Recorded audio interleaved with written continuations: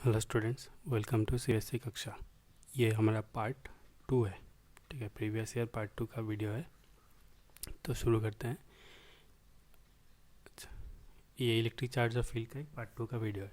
और एक काम करना, जितना भी क्वेश्चन होगा सब क्वेश्चन को कॉपी में नोट कर लेना। सिर्फ वीडियो मत देखना, कॉपी में इसको नोट कर लेना। ठीक है, जो अभी 12th देने वाला है उनका तो रिवीजन हो जाएगा, लेकिन जो नेक्स्ट ईयर में 12th देने वाला है उन लोगों का काम में आएगा, तो उन लोगों को सबको ही ये कॉपी में नोट कर लेना है। ठीक है, तो चलते हैं फर्स्ट क्वेश्चन। देख, क्वेश्चन में बोला गया है, Y do the electric field lines not form close loop.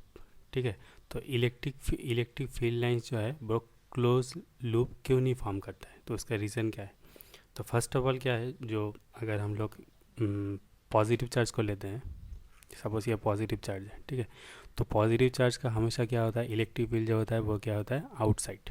मतलब इसका ये पॉजिटिव फील्ड इलेक्ट्रिक फील्ड का डायरेक्शन क्या होगा, आउटसाइड। ठीक है, टूवर्ड्स आउटसाइड। और अगर नेगेटिव चार्ज को कंसिडर करते हैं तो इसका डायरेक्शन क्या होगा, टूवर्ड्स इनसाइड। ठीक है, टूवर्ड्स इनसाइड। अभी हम लोग क्या करें, मान लो कि एक यहाँ पर एक पॉजिटिव चार्ज है और यहाँ पर एक नेगेटिव चार्ज, ये दो चार्ज है।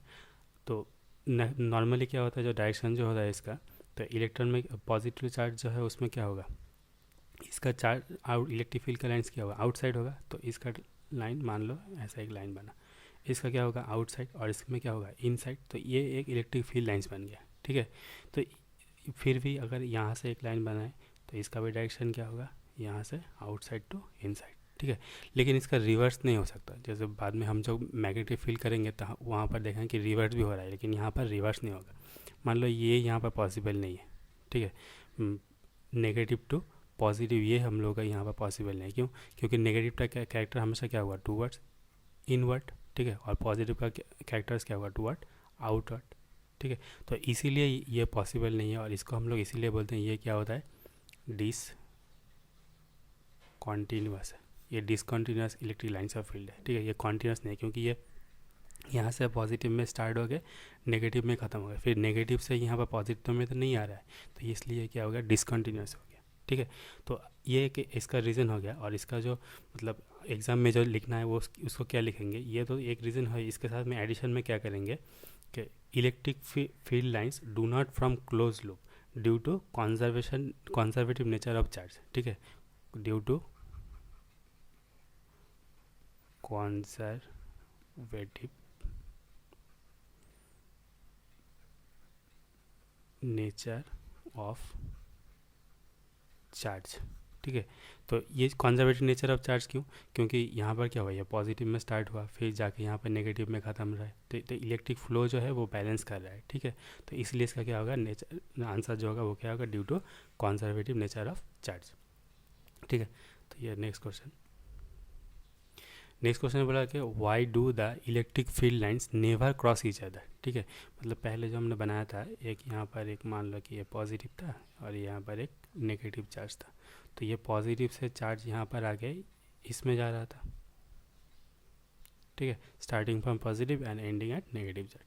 लेकिन यहाँ पर क्या बोला है, जो दो अगर इलेक्ट्रिक फील्ड चार्ज होगा, मान लो कि और एक यहाँ पर इलेक्ट्रिक फील्ड चार्ज ये बनाते हैं।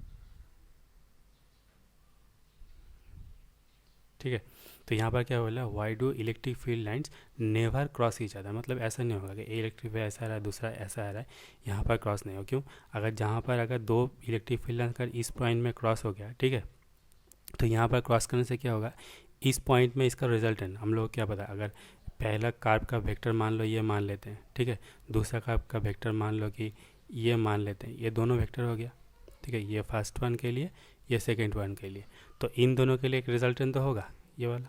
ठीक है, लेकिन यहाँ पर दो दो फैक्टर डिफरेंट डिफरेंट होने के बाद से एक इसका एक रिजल्टेंट शो करेगा, एक इसका एक रिजल्टेंट शो करेगा। तो ये सिंगल पॉइंट पे क्या हो गया, दो रिजल्टेंट हो गया। ठीक है, और हर एक रिजल्टेंट का क्या डायरेक्शन होता है, जो फार्मूला पढ़ा था टेन थीटा देके। ठीक है, और टेन थीटा और कुछ बुक में टेन बीटा लिखा रहता है। तो इस रीज़न की यहाँ पर दो डायरेक्शन मिल गया, लेकिन एक सिंगल पॉइंट में दो डायरेक्शन कैसे होगा, ये तो पॉसिबल नहीं है, इम्पॉसिबल है। ठीक है, तो इसीलिए क्या करता है, जो इलेक्ट्रिक फील्ड लाइन्स है वो कभी भी एक दूसरे को इंटरसेक्ट नहीं करते। ठीक है, तो इसका रीज़न क्या लिखेंगे, at the point of intersection to resultant obtained. So it gives two direction at a single point.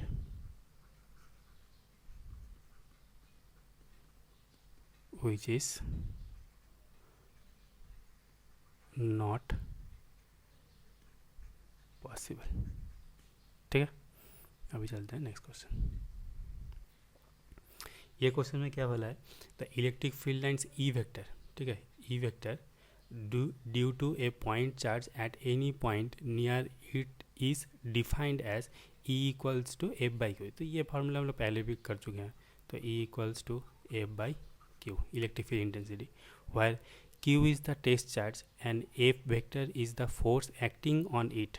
ठीक है, what is the physical significance of limit Q tends to 0 in the expression. ठीक है, तो ये इसका significance, expression मतलब इसका significance क्या होगा ये पूछा है.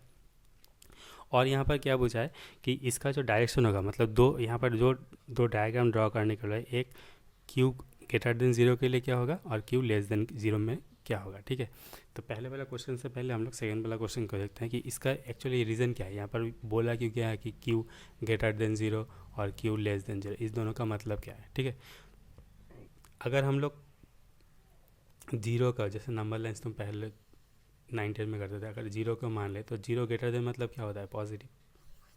ठीक है, और 0 लेस देन मतलब क्या होगा यहाँ पे, नेगेटिव. ठीक है, तो एक्चुअली ये Q लेस देन 0 जो है वो क्या शो कर रहा है, नेगेटिव शो कर रहा है. ठीक है, और ये Q ग्रेटर देन 0 जो है ये क्या शो कर रहा है, पॉजिटिव शो कर रहा है. तो अभी तो हमने देखा कि इलेक्ट्रिक फील्ड जो पॉजिटिव होता है उसका इलेक्ट्रिक फील्ड लाइन्स का डायरेक्शन कैसा होगा और नेगेटिव का कैसा होगा. तो अगर हम लोग यहाँ पर बनाएं तो कैसे बनाएंगे, अगर पहले वाला क्वेश्चन कर लो बनाए Q ग्रेटर देन 0. ठीक है, तो ये डेफिनेटली क्या होगा, ये क्या पॉजिटिव चार्ज होगा. तो पॉजिटिव चार्ज का नेचर क्या होगा, यहाँ पर पॉजिटिव नहीं बनाते, तो इसका नेचर कैसा होगा, ये एक चार्ज है Q लेकिन ग्रेटर देन 0 है, तो इसका नेचर होगा टूवर्ड्स आउटसाइड. ठीक है, तो सिमिलरली अगर यहाँ पर हम लोग Q लेस देन 0 के लिए बनाते हैं, इसका ये कैसे ट्रीट करेगा, नेगेटिव चार्ज कैसे ट्रीट करेगा. तो इसका डायग्राम बनाते हैं Q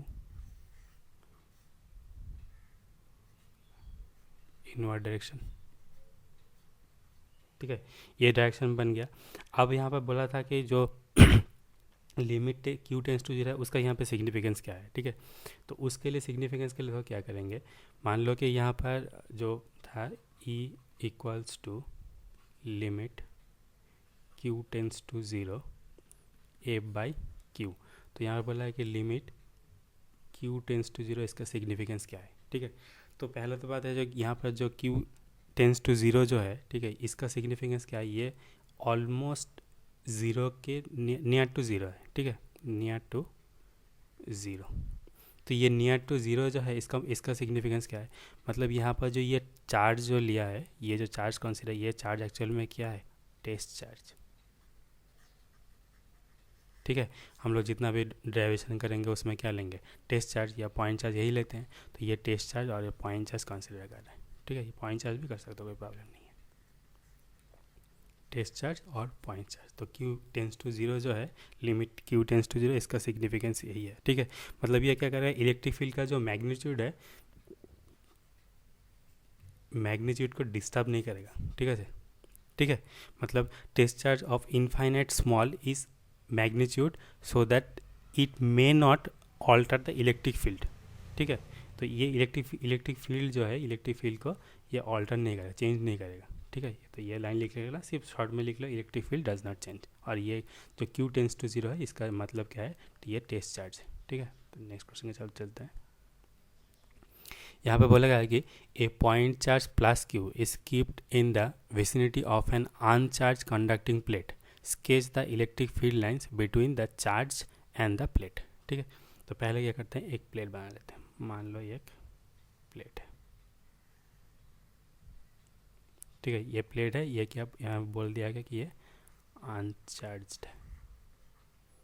ठीक है, अभी हम लोग क्या करेंगे, यहाँ पे बोला गया कि एक प्लस क्यू चार्ज है, ये प्लस क्यू चार्ज है।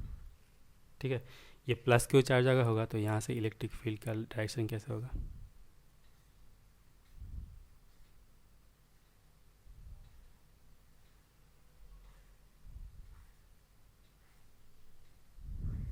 ये हमने इलेक्ट्रिक फील्ड बना लिया।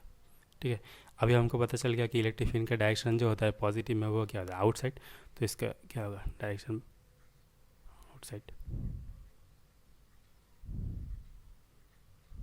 ठीक है, तो ये इसका डायग्राम बन गया।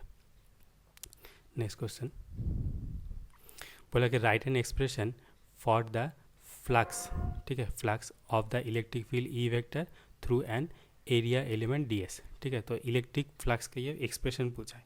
तो इलेक्ट्रिक फ्लक्स का जो एक्सप्रेशन है वो क्या लिखता है, अगर अच्छा इलेक्ट्रिक फ्लक्स में थोड़ा सा यहाँ से बता देता हूँ। इलेक्ट्रिक फ्लक्स का मान लो कि एक सरफेस है, ठीक है, इसका हम लोग एरिया डी एस और डेल्टा एस पकड़ लिया। ठीक है, इसका जो क्रॉस सेक्शन सरफेस एरिया है इसको हम लोग ऐसे पकड़ लिया। अब यहाँ पर क्या होगा, जितना भी normal electric field lines normally pass करना चाहिए, ठीक है, नॉर्मल इलेक्ट्रिक लाइन्स पास करेगा, उसका जो यहाँ पर प्रोडक्ट होगा उसको हम क्या बोलते हैं, इलेक्ट्रिक फ्लक्स बोलते हैं। मतलब फ्लक्स इक्वल्स टू क्या लिखेंगे, phi equals to E dot D S. ठीक है, ई डॉट डी एस, और इसको क्या लिख सकते हैं, डॉट, इसको वेक्टर फॉर्म में लिखेंगे तो क्या होगा, Q equals to E D S, यहाँ पर क्या डॉट है तो 10 के लेके आएगा कॉस थीटा। ठीक है, ये फ्लक्स का हो गया। नेक्स्ट क्वेश्चन क्या बोला है, define the term electric flux, right is ऐसा यूनिट। ठीक है, तो इलेक्ट्रिक फ्लक्स का अगर डेफिनेशन बोले तो electric flux can be defined as total number of electric field lines crossing a surface normally, ये वर्ड लिखना ही है, normally is called electric flux. ठीक है, इसको डिफाइन करेंगे कैसे, फाई से, तो phi vector equals to E vector dot D S vector. ठीक है, और इसको अगर वेक्टर फॉर्म में ना लिखे तो ई डी एस कॉस थीटा। ठीक है, तो ये हो गया। अब यहाँ पर बोला गया, नेक्स्ट क्वेश्चन बोला है कि what is the flux due to electric field E equals to, ये दिया हुआ है, through a square of side ये। ठीक है, 10 centimetre, what is held when it is held normal to E vector. तो इसको कैसे करेंगे, तो हम जस्ट फॉर्मूला लिखो, phi equals to E dot D S. यहाँ पर थीटा दिया नहीं है इसलिए हम थीटा यहाँ पर कंसीडर नहीं करेंगे। ठीक है, तो पहले तो इसका वैल्यू निकाल लेते हैं। तो यहाँ पर ई वेक्टर इक्वल्स टू कितना गिवन है, 3 इंटू 10⁻³ आई कैप। ठीक है, और यहाँ पर जो इसका डी एस है, ठीक है, डी एस, तो ये डी एस एक्चुअली क्या है, टोटल एरिया। ठीक है, तो स्क्वायर का टोटल एरिया क्या निकलेगा, साइड स्क्वायर, तो यह कि एक साइड कितना 10 दिया है, तो 10 इंटू 10 करेंगे तो 100 सेंटीमीटर। ठीक है, लेकिन यहाँ पर ऐसा यूनिट पूछा है तो ऐसा यूनिट में क्या होगा, इसको मीटर में करना पड़ेगा, और एग्जाम में प्रोवाइड किया हुआ होगा कि क्वेश्चन पेपर में सब कुछ ऐसा ही में ही मेंशन करना है। तो यहाँ पे क्या होगा, इसको अगर डिवाइड करेंगे तो 10⁻² मीटर स्क्वायर। ठीक है, ये एरिया हो गया।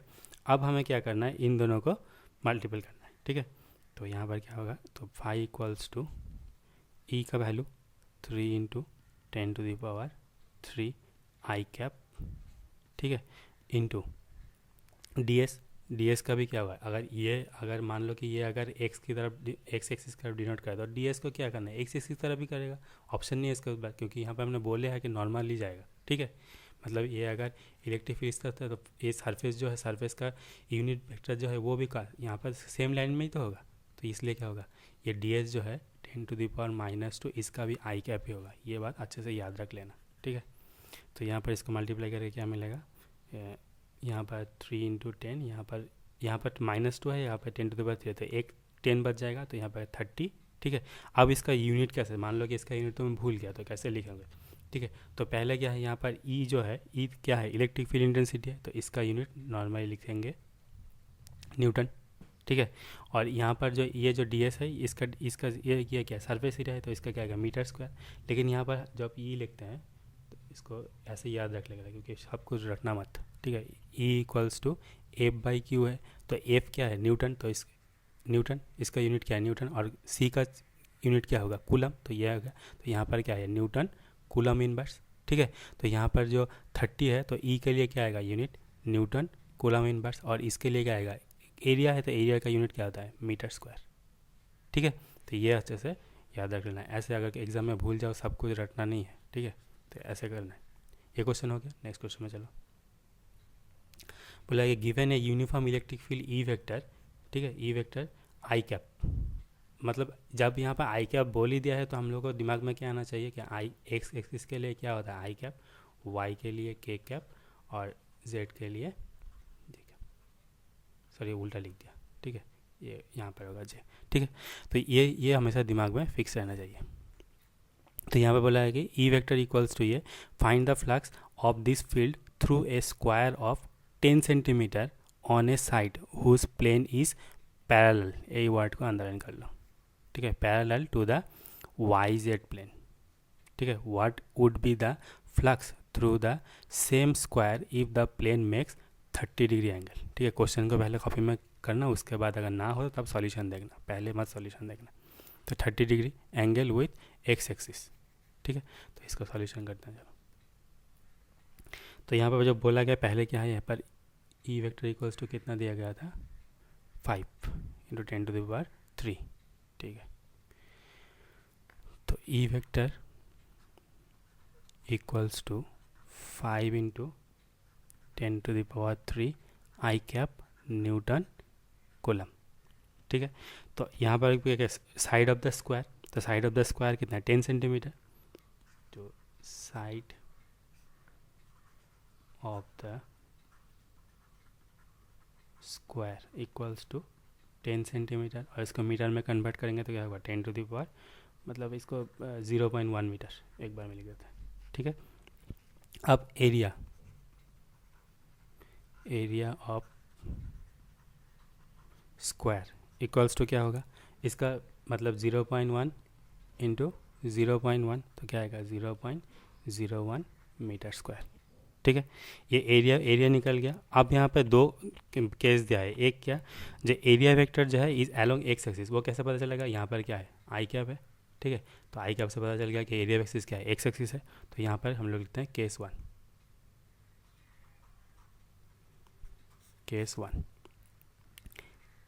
Area vector is along x axis. ठीक है, तो यहाँ पर एस क्या मिला था, ये वाला वैल्यू 0.01 मीटर स्क्वायर। ठीक है, और यहाँ पर फ्लक्स जो निकालेंगे तो क्या लिखेंगे, E.S/ds। ठीक है, तो यहाँ पर E का वैल्यू कितना दिया है, 5 × 10⁻3 आई कैप इंटू ds का वैल्यू कितना निकला, 0.01। यहाँ पर बोले है कि एक्स एक्सिस, तो यहाँ पर आई का भी देना पड़ेगा। सॉरी, यहाँ पर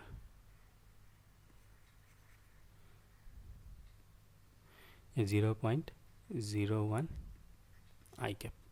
ठीक है, तो यहाँ पर कितना आएगा, इसका तो कैंसिल आउट हो जाएगा, मतलब यहाँ पर -3 × 5 × 10 equals to 50 newton metre square पर कूलम। यहाँ पर फ्लक्स निकल गया। ठीक है, अब चलते हैं सेकंड केस में। केस 2, ठीक है। केस 2 में बोला है कि plane of the square makes angle कितना, थीटा इक्वल्स टू कितना है 30 डिग्री यहाँ पर बोला गया है, ठीक है।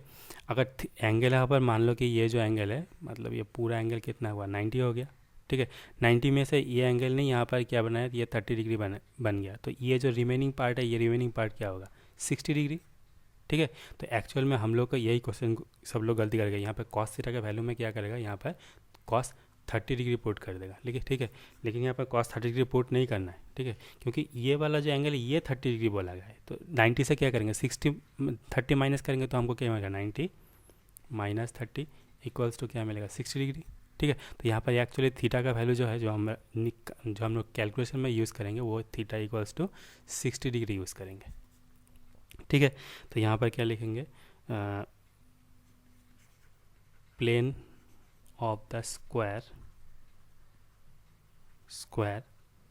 makes an angle 30 degree with the x axis, ठीक है। इस लाइन को अच्छे समझना है, x axis। तो यहाँ पर क्या होगा, जो थीटा होगा उसका क्या लिखेंगे, so theta equals to 90 minus 30 degree equals to 60 degree. ये थीटा निकल गया, ठीक है। तो ये थीटा यहाँ पर निकलने के बाद सेम फॉर्मूला लगाएंगे जो पहले लगा था अभी वही लगाएंगे। तो फाई इक्वल्स टू ई, तो ई का वैल्यू डायरेक्ट ई डी एस कॉस थीटा। तो 5 इंटू 10 टू दी पावर, यहाँ पर वैल्यू कितना 10 to the power 3 into D S का वैल्यू 0.01 इंटू कॉस 60, ठीक है, कॉस 60। तो एक्चुअल में इसका वैल्यू अगर लिखाएंगे तो यहाँ पर 10 इंटू 5 तो 25 न्यूटन आएगा मीटर स्क्वायर कूलम, ये निकल गया, ठीक है। चलो नेक्स्ट क्वेश्चन। यहाँ पर बोला गया कि देखो consider a uniform electric field E vector equals to 3 into 10 to the minus 3 coulomb, calculate the flux of the field through a square surface of area 10। यहाँ पर बोल गया सरफेस या डायरेक्ट दिया है तो मैं कैलकुलेशन करना ही नहीं है, ठीक है। When it is plane is parallel to Y Z plane, तो वाई जेड प्लेन में जब होगा तब ये क्या होगा, ठीक है। तो ये ऑलमोस्ट पहले जैसे मैंने किया उसका सेम ही है, इसमें कुछ चेंज ही नहीं है, ठीक है। वहाँ पर भी वाई जेड था, यहाँ पर भी वाई जेड है। और यहाँ पर क्वेश्चन देखो, यहाँ पर नेक्स्ट वाला जो क्वेश्चन है बोल दिया कि the normal to its plane makes angle 60 degree. यहाँ पर बोला नहीं गया कि angle makes with X axis, angle makes with Y axis, ठीक है। यहाँ पर बोला नहीं, यहाँ पर डायरेक्ट बोल दिया कि plane its normal plane at 60 degree with the X axis, ठीक है। यहाँ पर इस क्वेश्चन और पहले क्वेश्चन का यही डिफरेंस है दोनों का। यहाँ पर हमको वो नहीं करना कि थीटा माइनस से 90 डिग्री माइनस 60 डिग्री ऐसा नहीं करना, क्योंकि यहाँ पर बोला कि नीचे वाला जो एंगल है यही बोल दिया कि एक्स एक्सिस का 60 डिग्री कर रहा है और पहले वाला ऊपर का बोला गया था, ठीक है।